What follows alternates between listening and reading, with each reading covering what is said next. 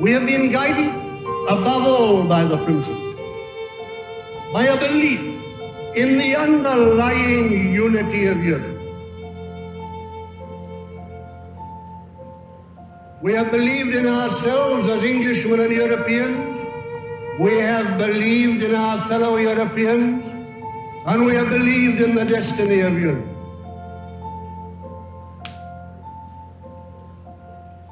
That principle of the underlying unity of Europe guided us in the war.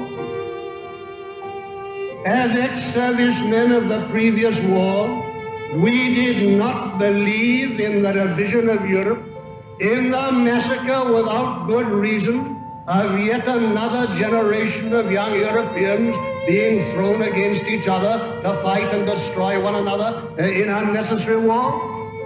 We were ready as ever to fight if the life of our own country was at stake, but the life of Britain was not at stake.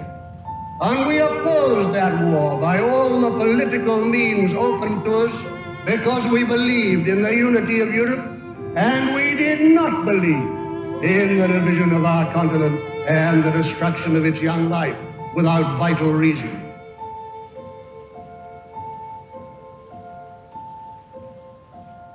I have spoken before, and I shall not repeat myself tonight, spoken of what took me into politics first, the concept of the young airmen with whom I served in the First World War, the men who on each side knew each other and loved each other in friendly competition in the days of 1914, in the early days of European flying, and were then thrown in mortal combat against each other by old men who were far away from the scene of that combat and had divided Europe in a totally unnecessary quarrel.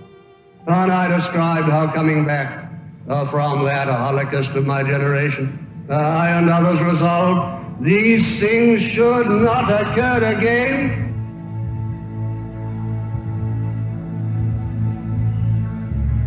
Anyhow, that belongs now to past history. We followed then the guiding star of European Union, the resolve that these European peoples should not be rent by fratricidal war, but should come together in a great union, which should make them the greatest and most beneficent power on earth.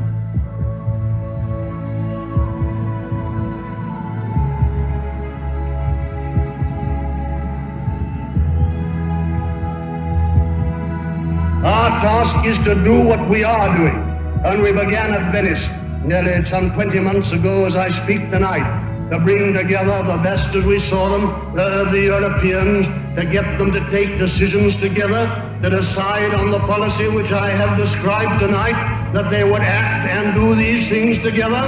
First great step, off the lap, the usual trouble, the difficulty, the struggle to move forward. Always in human affairs the same story.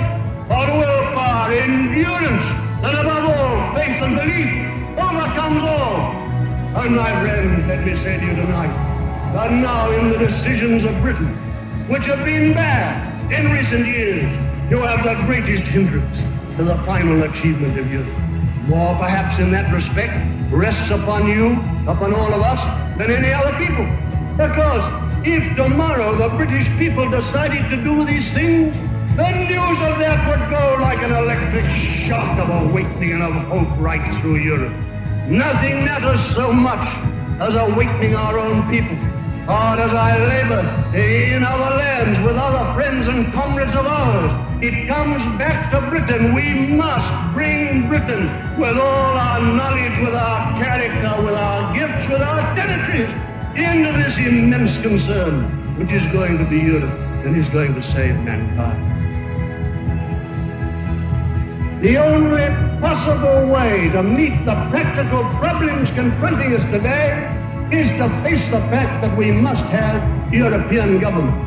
And this movement stands alone against all parties for that policy. And that policy in the end, my friends, will come. If you wonder how and when and where, it will come. It will come in one way and one way alone. Not through existing governments, not by the maneuvers parliaments and the lobbies and the congresses. It will come under the stress of necessity in the economic crisis which will be inevitable. It will come in a great wave of popular feeling, in a great awakening of the European soul, in a sudden demand to end the nonsense, come together and at last to do great things in a great way.